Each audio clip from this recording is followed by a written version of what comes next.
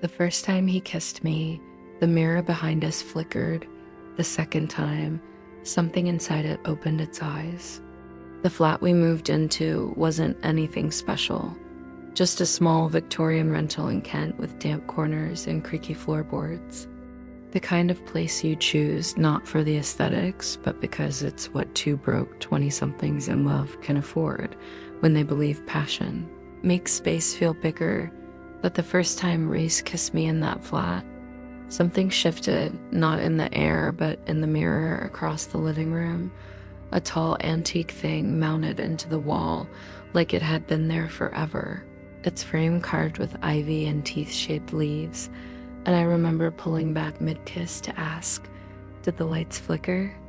But he just laughed and kissed me again, so I let it go, chalking it up to bad electrics, until the second time, when we kissed in the kitchen and the same mirror, 2 rooms away, caught my eye in the corner of a reflection and I saw it clear as breath, something pale standing behind us, not moving, not smiling, just watching with eyes like open wounds.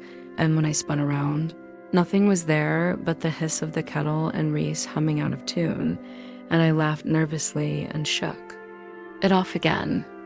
But that night I dreamed of cold lips and fingers brushing my skin like regret, and when I woke, the mirror was fobbed over from the inside, though the flat was freezing, and that was the first time I asked Reese where the mirror came from.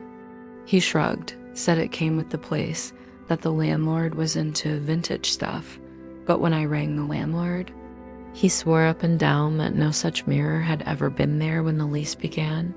And that's when I stopped asking questions out loud and started watching it on my own.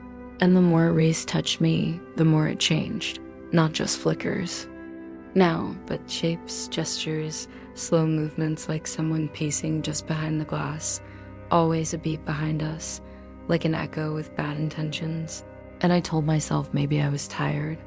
Maybe trauma was finally surfacing because my last relationship ended in gaslighting and broken picture frames. But deep down, I knew this was different, because the mirror wasn't just showing something. It was remembering something, and every kiss was like fuel to it, making the figure inside clearer, taller, more human, more familiar, until one evening, Reese tipped me backwards playfully and kissed my neck, and I caught a glimpse of us in the mirror and nearly screamed, because there were 3 reflections now. Me, Reese, and her, the figure in the glass, standing exactly between us, one hand raised. Her face smeared with something like ash or blood, lips moving like she was whispering my name, and I broke the kiss.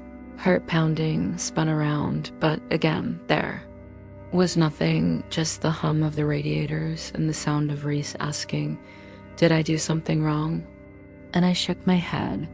But that night I told him I had a migraine and locked myself in the guest room. And that's when I Googled the flat's history, and what I found made my breath ice over. In 1903, a woman named Isla Hartwell lived there, a painter who was found dead with her head inside the mirror frame, blood patterns suggesting she'd been whispering to her reflection for months before finally slicing her own neck open in front of it.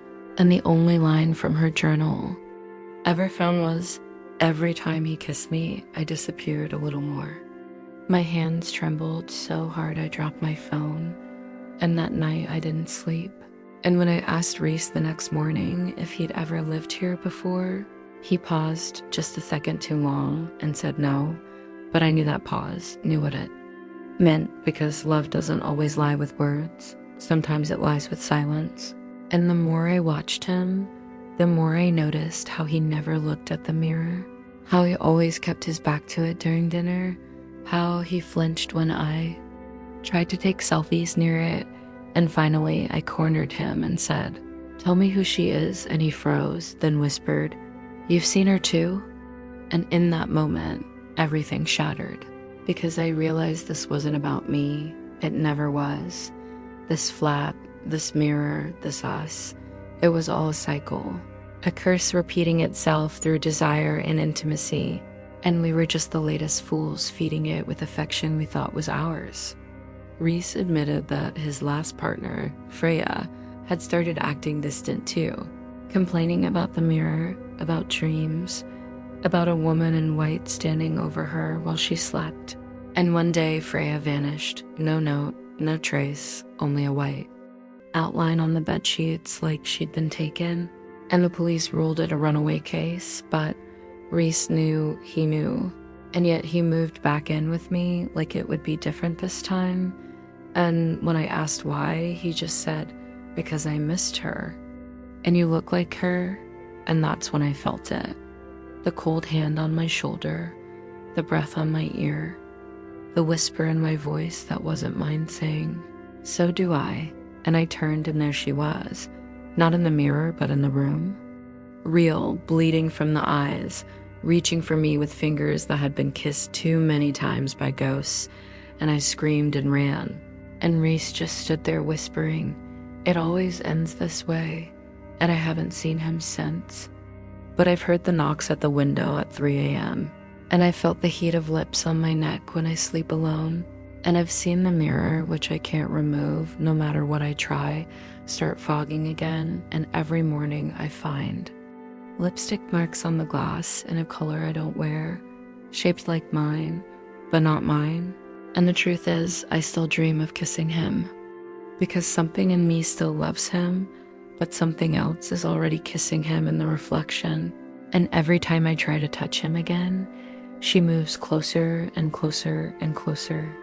And I don't know how many more kisses I have left before she's the one standing in front of him, and I'm just a memory behind the glass.